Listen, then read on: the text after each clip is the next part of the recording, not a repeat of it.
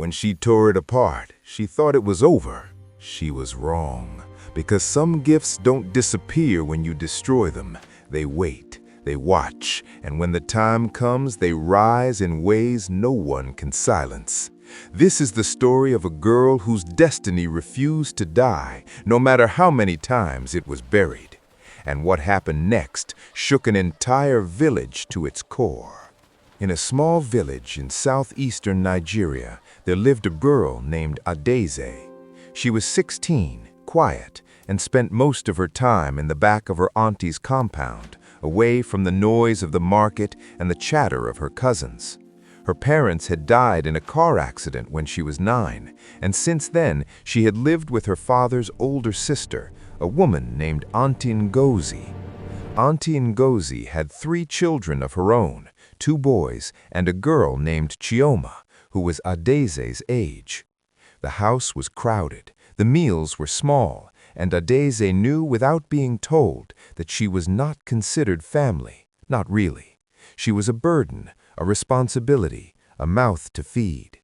But Adaeze had something that made her different, something she carried quietly inside her like a secret flame. She could create beauty from nothing. With scraps of fabric, broken beads, pieces of discarded glass, and colored thread, she made jewelry and small woven artworks that seemed to glow with life. She had no formal training, no expensive materials, just her hands and an instinct that felt older than her years. Late at night, when the compound was silent and the oil lamp flickered low, she would sit on the floor of the small room she shared with Chioma and work. Her fingers moved quickly, twisting wire, threading beads, weaving patterns that seemed to tell stories. She never showed anyone. She didn't think anyone would care. But someone was watching. Aunty had seen the way Adaeze's hands moved, the way her eyes focused with an intensity that made her uncomfortable. She had seen the small pieces of art hidden under Adaeze's mat, wrapped carefully in old cloth, and something about it made her chest tighten with an emotion she didn't want to name. It wasn't pride, it wasn't joy, it was something sharper, something that tasted like metal in her mouth, because Chioma, her own daughter, had no such gift. Chioma was loud and confident, but her hands were clumsy. She tried to make things and failed. She tried to impress and was ignored. And here was this orphan girl, this burden, creating things that made people stop and stare. Aunty told herself it was nothing, just childish play, nothing serious. But late at night, when she couldn't sleep, she would think about those small pieces of art and feel a heat rising in her chest that she couldn't explain.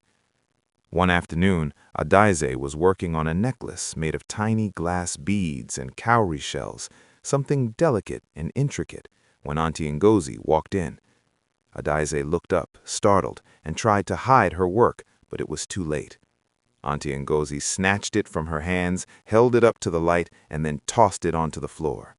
"This is what you waste your time on?" she said coldly. "Useless things. Go fetch water from the stream. Your hands should be working, not playing." Adaeze bent down to pick up the beads that had scattered across the floor, her throat tight, her eyes stinging. She said nothing. She never did.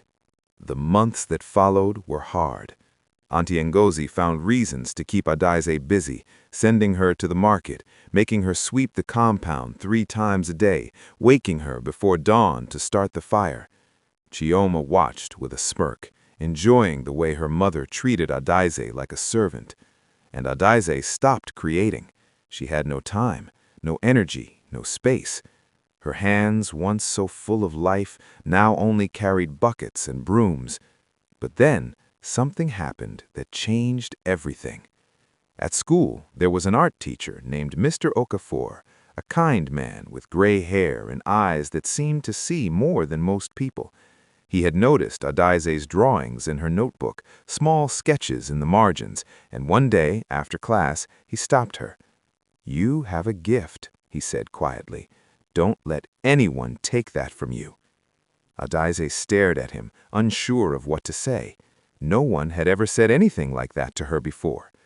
Mr. Okafor reached into his bag and pulled out a small bundle, handing it to her. Inside were beads, thread, and a few pieces of colorful fabric. "Keep going," he said. "Even if it's just a little, even if no one else sees it, keep going." That night, Adaeze began again.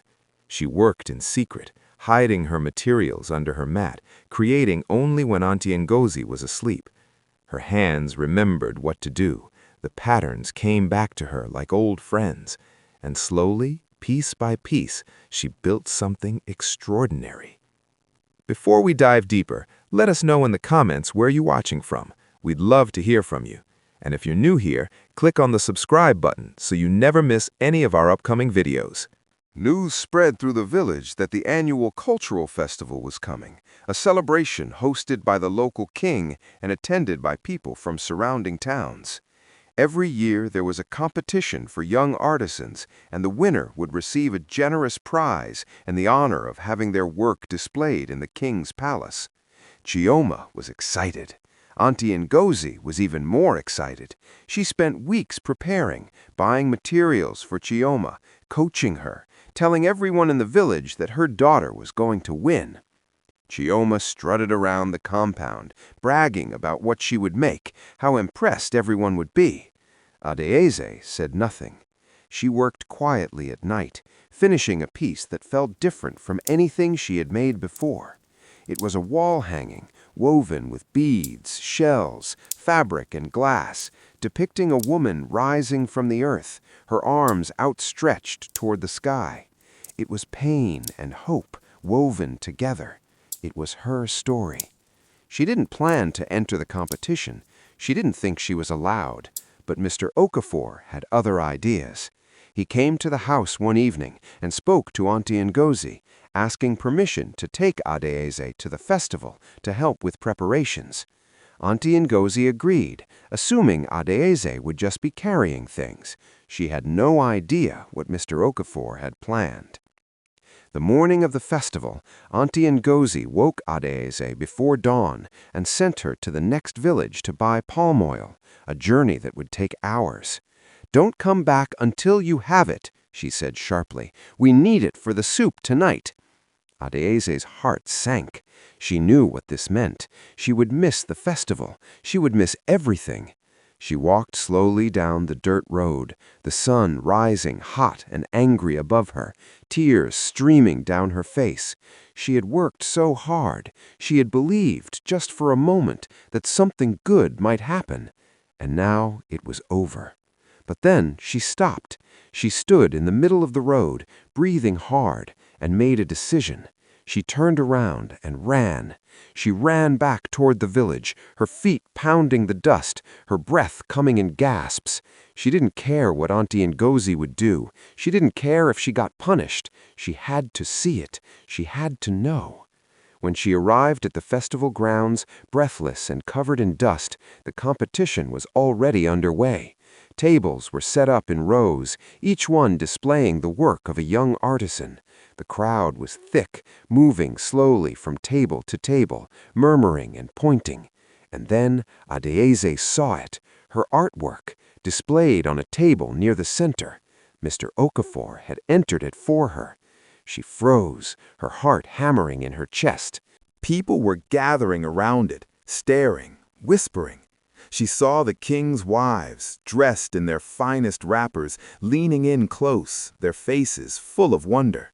She saw the local chief pointing, nodding. And then she saw Aunty Ngozi and Chioma. Chioma's table was nearly empty. Her artwork, a poorly made beaded bracelet, sat alone and ignored. Aunty Ngozi's face was pale, her mouth slightly open as she stared at Adaze's piece. And then she saw Adaeze. Their eyes met across the crowd.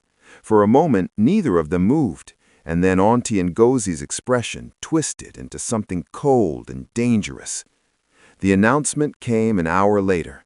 The king himself stood and declared Adaeze the winner. The crowd erupted in applause. Two of the king's wives approached her, asking to purchase her work. Offers came from merchants, from teachers, from people Adaeze had never seen before. She stood there, trembling, unable to believe what was happening. Chioma ran from the festival in tears, humiliated in front of everyone she knew. Aunty Ngozi followed, her face dark with fury. That night, when Adaeze returned to the compound, the door was locked. She knocked, but no one answered. She called out, but there was only silence. She sat outside in the dark, clutching the small pouch of money she had earned, and waited. The wind was cold, the stars were distant, and she realized with a sharp clarity that she was alone. The next morning, the village elders came. Mr. Okafor had gone to them, and they had gone to the king. The story spread quickly, how Aunty Ngozi had tried to sabotage her niece, how she had sent her away on the day of the festival, how she had destroyed her work before. The king was furious. In their culture, talent was considered a gift from the ancestors, and to suppress it was to insult the spirits themselves. Aunty Ngozi was summoned to the palace. She stood before the king and his council, her head down, her hands shaking. The judgment was swift. She was ordered to perform community service, sweeping the village square and the palace grounds for 3 months. She was publicly shamed, her name spoken with disgust. And Adaeze was given a workshop, a small building near the market where she could create and sell her work. The king's wives became her patrons, commissioning pieces, spreading word of her talent to other towns. Within months, Adaeze was no longer the orphan girl sleeping on the floor of her auntie's house. She was an artisan, a creator, someone with a name and a future. She hired other young girls from the village to help her, teaching them what Mr. Okafor had taught her, that their hands held power, that their gifts mattered. Aunty Ngozi swept the palace grounds in silence, her back bent, her pride shattered. Villagers walked past her without speaking. Chioma refused to leave the house, too ashamed to face anyone. And every evening, as the sun set over the village, Adaeze would sit in her workshop, her hands moving over beads and thread, creating beauty from broken things. She thought often about that night when the door was locked, when she sat alone in the dark. She thought about all the times her work had been destroyed, her voice silenced, her dreams dismissed. And she realized something that would stay with her for the rest of her life. You can destroy the art, but you can't destroy the destiny behind it. So tell me, what would you have done in Adaeze's place? Would you have run back to the festival, or would you have obeyed and missed your moment? Do you believe this was destiny, or was it just courage and one kind teacher who saw what others refused to see? Drop your thoughts in the comments below. We want to hear from you. And if this story moved you, wait until you hear what happens in our next one, a tale of betrayal, secrets, and a truth that changed everything. Subscribe so you don't miss it, because some stories aren't just told, they're felt. And this is only the beginning.